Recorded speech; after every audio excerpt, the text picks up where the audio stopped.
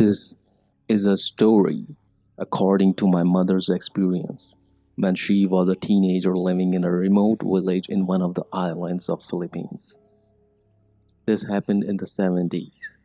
My mother told me when she got into the high school, she had a seatmate who shares the same name as her. Other than their names, my mother recalled they also share the same interest with music and art. They instantly clicked and became friends. One day my mother One day my mother's friend skipped school without notifying their teachers. It was a small village and most people already knew where each family lives. My mother, being a good friend, thought to visit her friend's house after school to check up on her.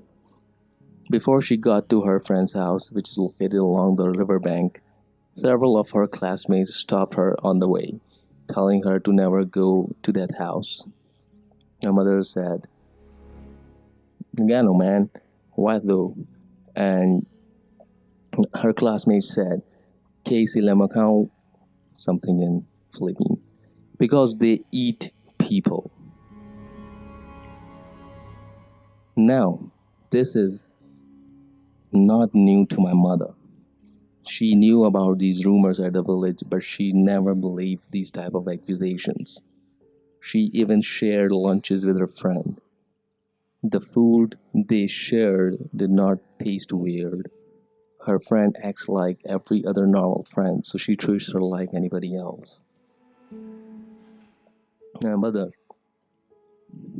my mother went ahead despite the warnings of her classmates. Now keep in mind that it all happened around 4 or 5 in the afternoon. The sun was still up and it was still bright in the riverbank. My mother wasn't scared at all until from afar. She saw a woman crouching at the river bed shallow part of the river. She initially thought this woman was washing clothes or maybe peeing in the river. This woman had a long frizzy white hair and appears to be wearing a long black dress with its hem already wet by the river water. My mother kept my mother kept walking, but when she came closer to the woman, she heard his woman was talking to herself. The woman was covering her face with her palms, whispering, "I hope the sun sets soon, I hope the sun sets soon," over and over again. This scared the shit out of my mother. She began sprinting to my grandparents' home. Back home, she thought the woman she saw could have been the person with mental illness, so she tried to forget about it and just slept. My mother lives in a nipa hut. Their source of light was only a candle lamp, and they did not have a mattress. They sleep on the bamboo floors with several cracks on it. At 12 midnight, as my mother thought, she felt movements under the floorboards. She was lying with her back on the floor, but she could feel someone is crawling underneath.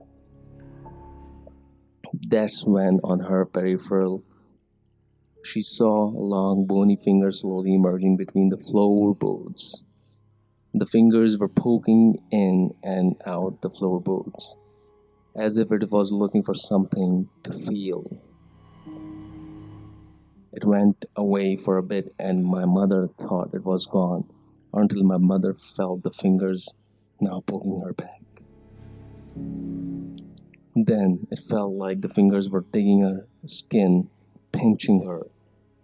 It was so painful she could not breathe. She could not even make a sound because she was so scared. All she can do is endure the pain and cry silently. That's when the house cat, the hero of this story, bolted outside, knocking down their candle lamp. My grandfather, a hunter, took a bolo, a machete, and chased the house cat outside as it appears to be fighting something.